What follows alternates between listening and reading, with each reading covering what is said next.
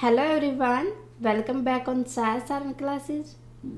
Students, मैं आपके सामने फिर हाजिर हूँ हरियाणा जीके की एक और न्यू क्लास के साथ। स्टूडेंट्स, हम डिस्कस कर रहे थे हरियाणा पंचायती राज 1994। सो प्रीवियस क्लास तक हमने डिस्कस किया था पार्ट नंबर 4 तक एंड चैप्टर 19 तक। अगर आपने अभी तक वो क्लासेस नहीं देखी है तो प्लीज़ वो क्लासेस देख ले। करते हैं आज की क्लास स्टार्ट हमारी पार्ट नंबर 5 के साथ, चैप्टर नंबर 20। पार्ट नंबर 5 में ओनली चैप्टर 20 ही है। मेन इसके पार्ट 5 ही है स्टूडेंट्स हरियाणा पंचायती राज के। जो मिसलेनियस है उनके लिए भी हम और क्लासेस बनाएंगे। सो प्लीज़ पहले आज हम पार्ट 5 तक कंप्लीट कर लेते हैं। करते हैं आज की क्लास स्टार्ट हमारी चैप्टर नंबर 20 के साथ। चैप्टर नंबर 20 की अगर मैं बात करूँ तो इसके अंदर डिस्कस किया गया है प्रोविज़न रिलेटेड टू इलेक्शंस, कि इलेक्शन करने के लिए, चुनाव करने के लिए कौन कौन से प्रोविजंस बनाए गए हैं। ठीक है, इस चैप्टर के अंदर, चैप्टर नंबर 20 के अंदर धाराएं हैं हमारी 162 से लेके 188 तक। तो करते हैं धारा नंबर 162 के साथ स्टार्ट। अगर मैं बात करूं धारा 162 की, तो धारा 162 के अंदर बताया जाता है कि चुनाव क्षेत्र का विभाजन, कि डिवीजन बना दिए जाते हैं इलेक्शन करवाने के लिए। ठीक है, मीन्स डिवीजन का मतलब यहाँ पर ग्रुप डिवाइड कर दिए जाते हैं कि इस ग्रुप में ये यहाँ पर अलग से किसी दूसरे डिपार्टमेंट के चुनाव होंगे, यहाँ पर किसी अलग डिपार्टमेंट के चुनाव होंगे। क्लियर है। धारा नंबर 163 की अगर मैं बात करूँ तो धारा नंबर 163 के अंदर हर चुनाव क्षेत्र की मतदाता सूची बनवाने संबंधित, मीन्स जितने भी हमने चुनाव क्षेत्र डिसाइड किए गए हैं उनके लिए हम एक लिस्ट तैयार कर देंगे, कौन से इलेक्शन के लिए कौन कौन से वोटर है इसके अंदर, वोट डालने वाले पर्सन्स की। क्लियर है। अगर धारा नंबर 164 की बात की जाए तो धारा नंबर 164 के अंदर वोटर लिस्ट तैयार की जाती है कि कौन कौन पर्सन एबल है। ठीक है, कि कितने बंदे वोट डालेंगे। ओके, अब बात करते हैं 165। जो मैंने अभी बताया था ना कितने बंदे एबल है, वो आते हैं 165 के अंदर। कौन व्यक्ति मतदाता के योग्य है, इसमें तो खाली जो मतदाता की सूची तैयार करते हैं। अब एबल कौन है उनके लिए अलग से धारा 165 के अंदर डिस्कस किया गया है। क्लियर है। अब 166 के अंदर, अब देखो ये तीनों की तीनों जो धाराएं हैं एक दूसरे से रिलेटेड है। क्लियर है। किस तरीके से, पहले तो बताया कि मतदाता सूची तैयार करना, इसमें तो 18 से एज से ऊपर जितने बंदे हैं उनकी लिस्ट तैयार की जाती है। ठीक है, इसके बाद देखा जाता है कि एबल कौन है उसमें से। क्लियर। अब जो एबल छांट लिए हमने, अब उनकी लिस्ट तैयार करेंगे धारा 166 के अंदर। क्लियर है। चले आगे बात की जाए धारा 167 की, तो 167 एंड धारा 168 ये भी कोरिलेटेड है एक दूसरे से। किस तरीके से, name of person not be included in list of voter for more than one electoral division, कि उन बंदों की लिस्ट बनानी है यहाँ पर जो बंदे, जो पर्सन्स अलग अलग डिवीज़न के अंदर वोट डाल नहीं सकते। मीन्स मान लो कि उसने एक इलेक्ट्रोल डिवीज़न के अंदर तो वोट डाल दी, तो अब वो ये थोड़ी ना कि दूसरे डिवीज़न के अंदर भी वोट डालेगा, नहीं। तो उनको क्या कर देंगे कि मान ले एक में डाल दी तो अब दोबारा से इनको इसमें इंक्लूड नहीं किया जाएगा। ये है according to division, according to division. अब जो धारा 168 है उसके अंदर क्या होता है कि जो वोट डाल दी ना एक बार जिस बंदे ने, चाहे वो किसी भी डिवीजन का यहाँ जिक्र नहीं होगा, डिवीजन का तो ओनली 167 के अंदर बताया गया है।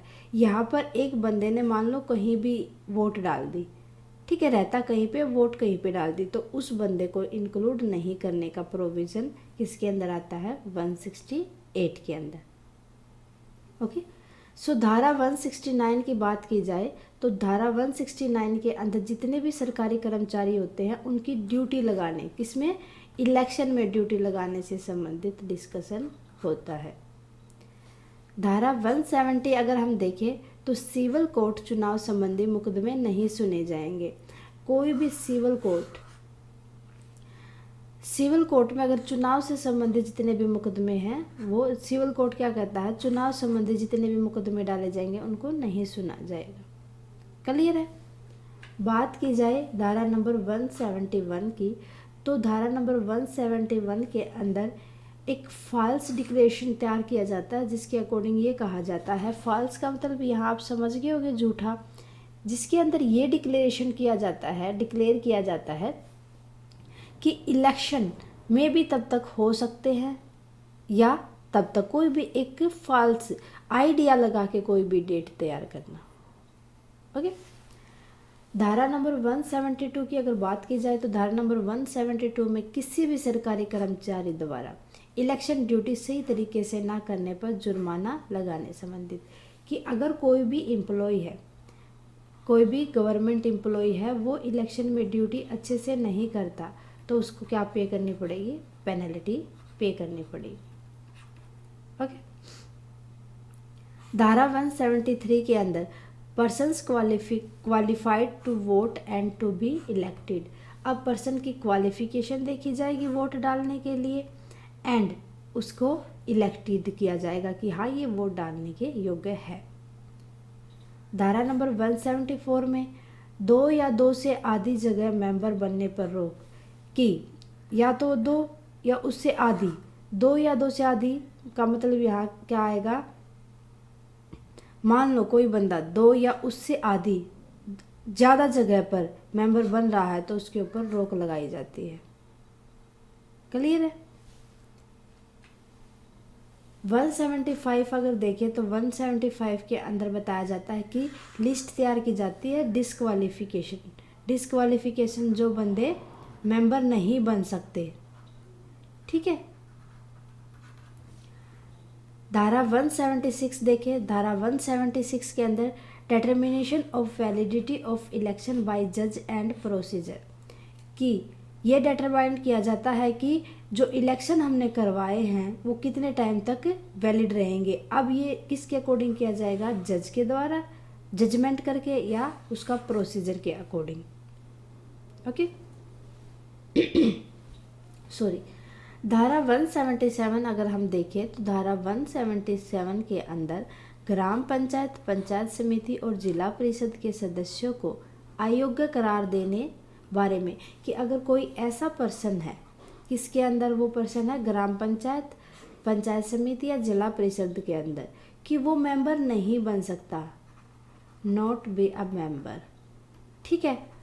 तो उसके बारे में डिस्कशन किया गया है धारा 177 के अंदर। धारा 178 की अगर बात की जाए, चुनाव सही तरीके से न होने पर नए चुनाव कराने संबंधित, मान लो चुनाव के अंदर, इलेक्शन के अंदर कोई गड़बड़ी हो जाती है, कन्फ्लिक्ट हो जाता है, तो उस केस में उनके चुनाव को क्या कर देंगे, रद्द कर देंगे और दोबारा चुनाव करवाएंगे। सो वो किसके अंदर बनाई गई, उसके लिए धारा 178। धारा 179 अगर हम देखें तो power to state election commission to require services of government staff for election, कि अब स्टेट इलेक्शन करवाने के लिए गवर्नमेंट के पास एक पावर होती है कि वो किन की सर्विसेज ले, जितने भी गवर्नमेंट स्टाफ है उनके, जो सरकारी कर्मचारी है उनकी ही ड्यूटी लगाए इलेक्शन के अंदर, ये पावर होती है स्टेट इलेक्शन कमीशन के पास, एसएससी के पास। क्लियर है।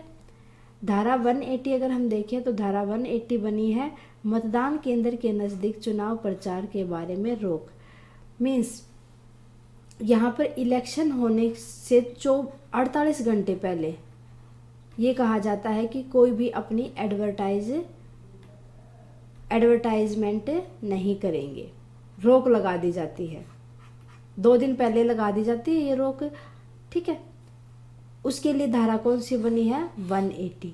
धारा 181 के अंदर देखें तो मतदान केंद्र के समीप प्रतिबंधित कार्य करने पर जुर्माना, अगर मान लो कोई भी बंदा अभी मतदान होने में, इलेक्शन होने में 2 ही दिन बचे हैं, 1 दिन बचा है और वो अपनी एडवर्टाइजमेंट कर रहा है, तो उसके ऊपर उसको क्या करनी पड़ेगी, पेनल्टी पे करनी पड़ेगी।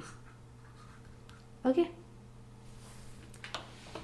धारा 182 धारा 182 के अंदर बताया गया है कि अगर कोई भी मिसकंडक्टिंग होती है पोल स्टेशन के ऊपर, मतलब कोई भी अगर रुकावट आती है, कोई बंदा वहाँ पर कोई गड़बड़ी करता है या कोई भी पोलिंग स्टेशन के पास मान लो भीड़ हो जाती है, वो वहाँ पर लड़ाई झगड़े हो जाते हैं, तो उस टाइम पे भी क्या किया जाता है, पेनल्टी पे करनी होती है। वो किसके अंदर आता है, धारा 182 के अंदर।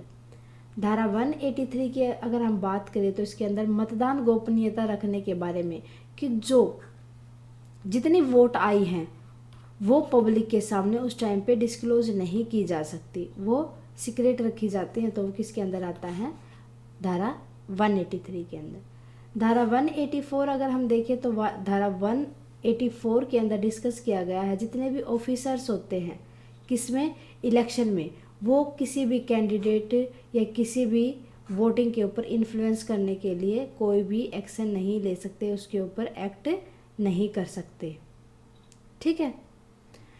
धारा 185 की अगर हम बात करें तो अगर कोई भी अनियमितता आती है, इलेक्शन ड्यूटी, अगर कोई भी इलेक्शन ड्यूटी प्रॉपर तरीके से नहीं की जाती, रेगुलर वे में नहीं की जाती, तो उसके बारे में बताया गया है किसके अंदर, धारा 185 के अंदर। अगर धारा 186 की मैं बात करूं तो धारा 186 है चुनाव क्षेत्र के पास से बैलेट पेपर से छेड़छाड़ करने में, अगर कोई भी करने से संबंधित, अगर कोई भी मान लो बैलेट पेपर यहाँ पर जहाँ पर हम वोट डालते हैं वो एक पेपर सीट होती है ना, वो अगर उसके साथ कोई छेड़छाड़ की जाती है तो उसके ऊपर धारा कौन सी लगेगी, 186। धारा 187 अगर देखें तो धारा 187 है अगर कोई भी मान लो वहाँ पर उस क्षेत्र में, कहाँ पर, चुनाव क्षेत्र पे, चुनाव क्षेत्र में कोई भी ऑप्शंस होता है, कोई भी गड़बड़ी होती है तो उसके ऊपर पेनल्टी, और ऑप्शंस का मतलब क्या होता है, अदर कोई भी उसके ऊपर जुर्माना वगैरह तो लगा दिया हमने, मान लो उसके ऊपर केस भी हो सकता है, ठीक है, या कोई भी उसको सजा दी जा सकती है। धारा 188 के अंदर बताया गया है अगर चुनाव संबंधी अपराधों पर सजा, अब सजा सुना दी जाती है उनको अगर वो कोई भी इलेक्शन के टाइम पर कोई गड़बड़ी वगैरह करते हैं तो, ठीक है। ये थी हमारा पार्ट नंबर 5 एंड अध्याय नंबर 20। उम्मीद है स्टूडेंट आपको अच्छे से समझ आया होगा। नेक्स्ट क्लास के अंदर हम डिस्कस करेंगे कुछ मिसलेनियस इसके जो चैप्टर्स हैं, जो मतलब बेसिक है, ताकि हमें अच्छे से इसके अंदर से किसी भी कोई भी क्वेश्चन आ जाए। मेरे ख्याल से अब तो पार्ट नंबर 5 तक कोई क्वेश्चन छूटने की उम्मीद नहीं है, अच्छे से हो जाएंगे। ओके स्टूडेंट्स, आज के लिए बस इतना ही, मिलते हैं नेक्स्ट क्लास में मिसलेनियस चैप्टर्स के साथ। स्टूडेंट्स आने वाली क्लासेस को मिस ना करें। स्टूडेंट्स आप हमें कमेंट करके बताएं आपको क्लासेज कैसी लगी, साथ के साथ अगर क्लासेज अच्छी लगे स्टूडेंट्स अदर स्टूडेंट्स के साथ ज़्यादा से ज़्यादा शेयर करें और क्लासेज को लाइक करना ना भूलें। स्टूडेंट्स क्लासेज को देखने के लिए थैंक यू वेरी मच। मिलते हैं नेक्स्ट क्लास में।